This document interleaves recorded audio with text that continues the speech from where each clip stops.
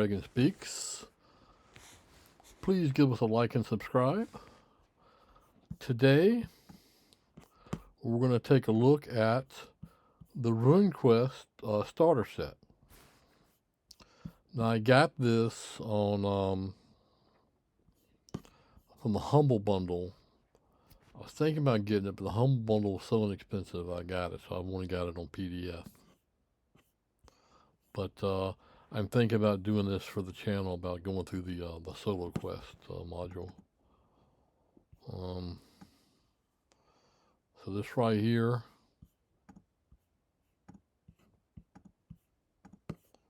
quick reference sheets.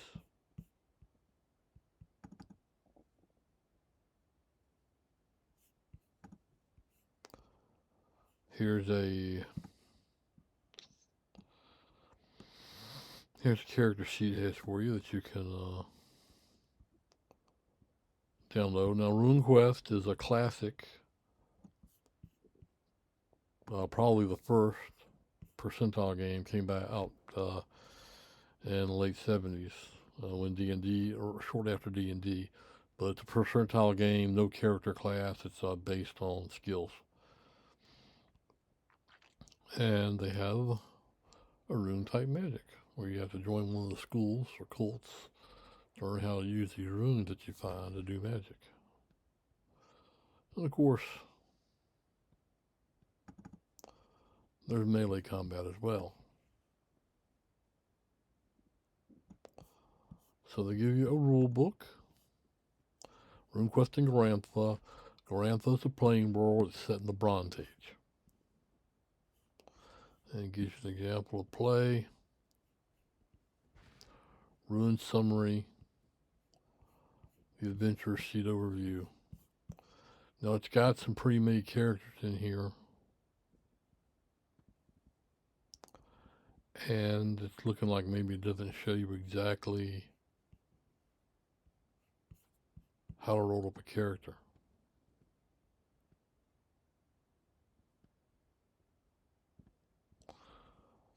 In RuneQuest, players create characters known as adventurers and play them as adventurers managed and moderated by the Game Master.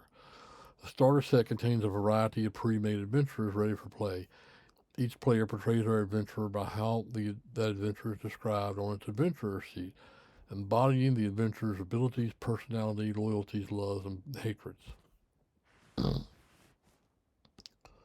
The rule models the adventurer's physical, mental, social, and spiritual characteristics, governing any interaction with the setting.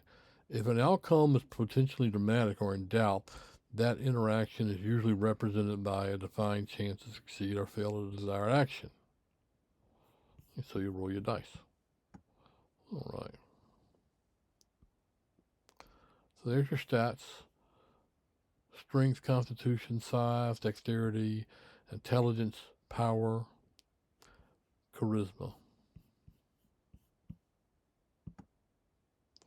I like that your size is a statistic and it helps modify hit points, damage bonus, and reach in combat.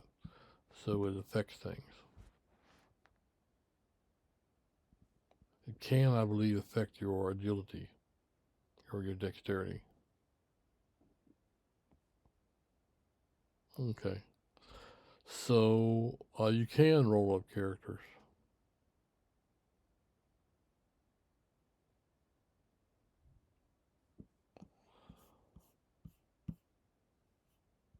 There's 3 types of abilities: skills, runes, and passions.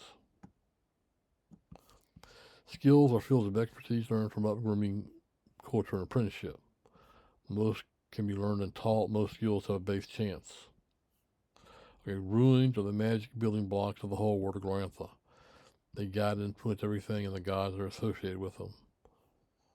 Through understanding and mastering the runes, your adventurer increases confidence in many aspects, particularly with magic. And then passions.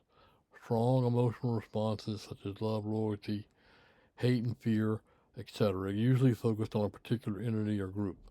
Adventurers have many passions. The higher these are, the more strongly they are felt. Honor, however, is instead a personal code.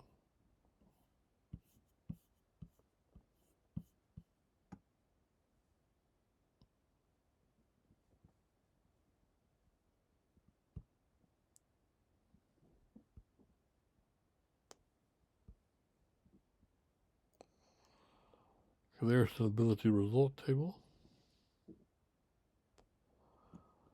So depending on what you're trying to do, you use a certain ability.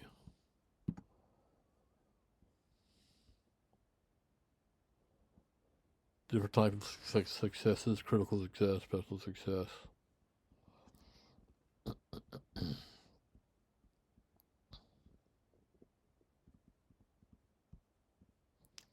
And then here's the skills by, like which stat they relate to. Okay. So one of the things I like about this game is when you gain experience, you gain experience points, but you also gain experience with something. And after you use it in an adventure, you roll to see if you get an increase in your percentage chance, an increase in skill. And the more skill you get, the more difficult that becomes. All right, this is book 2. This is the world of Garantha.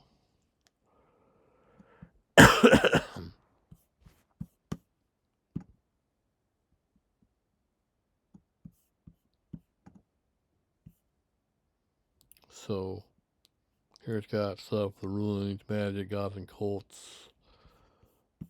It's got an area for you to play in Johnston. Map of Johnston.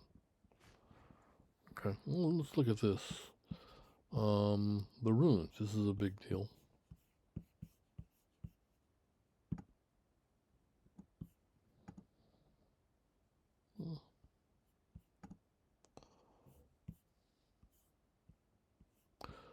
What is Garantha? Let's look at Garantha. What's Garantha? Widely considered one of the greatest fantasy settings of all time, Garantha has influenced works like A Game of Thrones, Elder Scrolls, and Warcraft. Over 50 years old, the world of Garantha is one of the game's deepest, most enduring, and most influential fantasy creations. It's been the setting of several board games, many RPGs, most notably Runequest, and 2 popular computer games. The Guide to Garantha crowdfunding campaign raised hundreds of thousands of dollars. Garantha is a singularly unique setting. You won't find the standard fantasy tropes of knights, wizards, halflings, and elves here. Instead, the heroes are Bronze Age warriors and mystics, all of whom can cast their own personal magic and can enter the realm of the gods, reenact myths, and even change them and become gods themselves. There are hideous chaos monsters, mysterious elder races, and even talking ducks. But what makes Garantha special is how it intertwines the personal, spiritual, and mythical. No other fantasy world has so much mythological resonance or inherent thematic impact.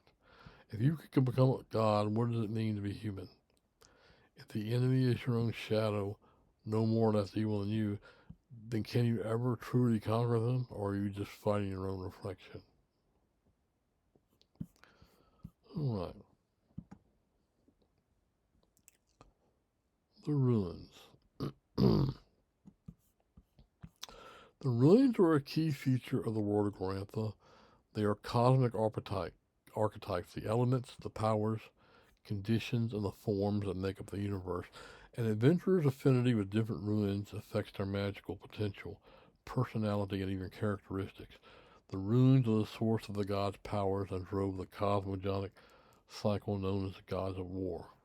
The elemental runes are commonly conceived as being arranged on a wheel, where fire sky is overcome by water, water by air, air by earth, earth by darkness, and darkness by fire sky before the wheel cycles again. Power runes are inherently conflicting polarities such as fertility and death, movement and stasis, harmony and disorder. Neither side is good or bad, their principles are merely opposed to one another. These conflicts between runes are embedded deeply into the Garanthan setting. They are the cosmic powers that define Garantha and are manifested by the gods. Known from the earliest prehistory, runes suffuse everything in and about the world. Some may even have changed over time. The earliest gods are associated with runes. Some philosophers hold that the gods themselves are merely personifications of runic forces. The real relationship between gods and runes is likewise unclear. The very question And here it's got some charts for the runes, elemental runes, power runes, form runes. Uttered aloud in the wrong context has caused blood to be shed. Even the gods of knowledge are cryptic on this subject. The relationship may simply be beyond human comprehension. To the pragmatic, it doesn't matter. Runes are symbols with latent power.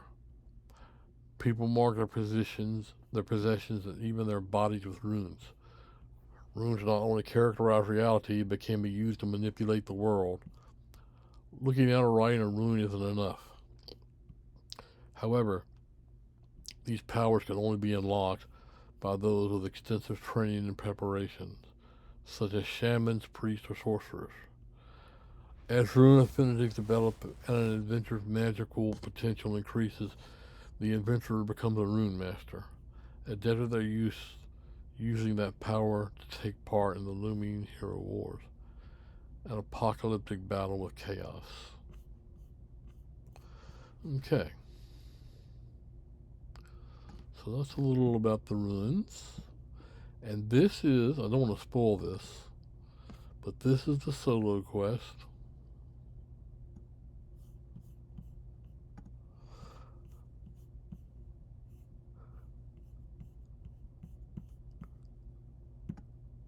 And then it has the Battle of Dangerford, and then it's just got entries.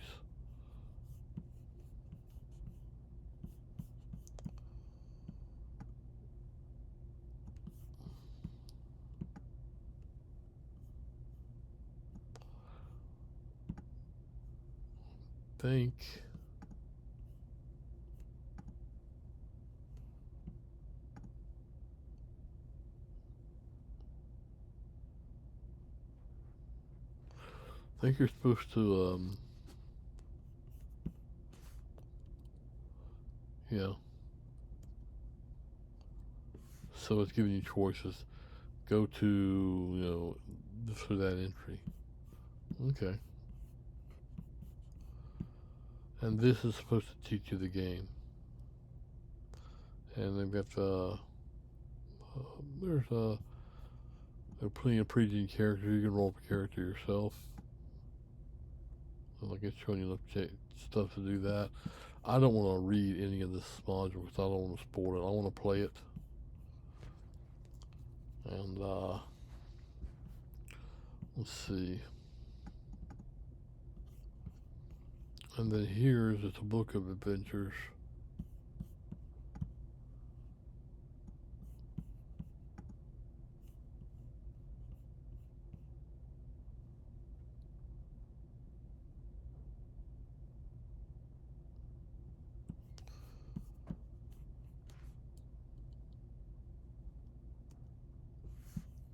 Well, here we go.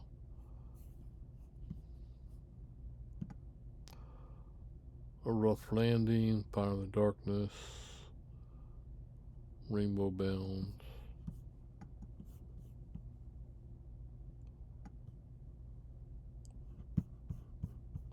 So it's 4 different little adventures you can go on. So I think they're not too. Well, they're one shots, but they're not too long.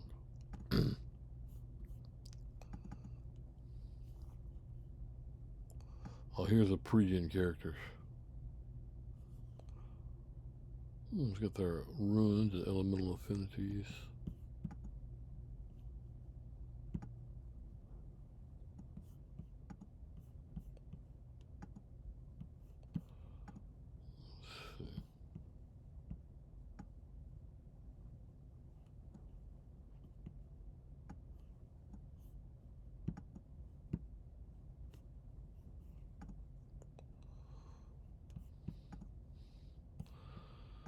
So these are all pre-gens. You have equipment.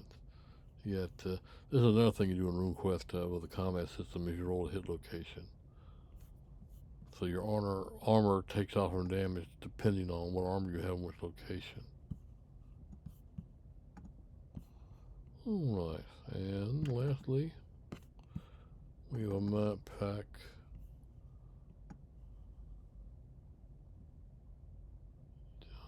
Johnstown. So that's the major city we were talking about.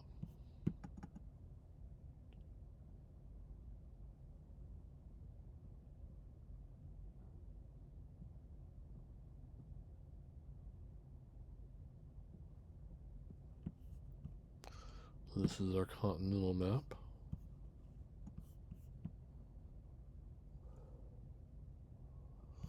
Maybe not the whole thing, but the area that we're in.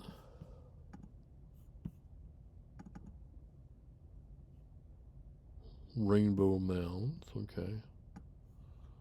So that's caverns. Once again, I don't want to really spoil it. And another Rainbow Mounds map.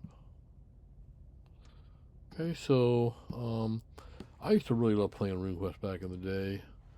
I've actually got like the second edition book or something, but we can crack this open, right? And we can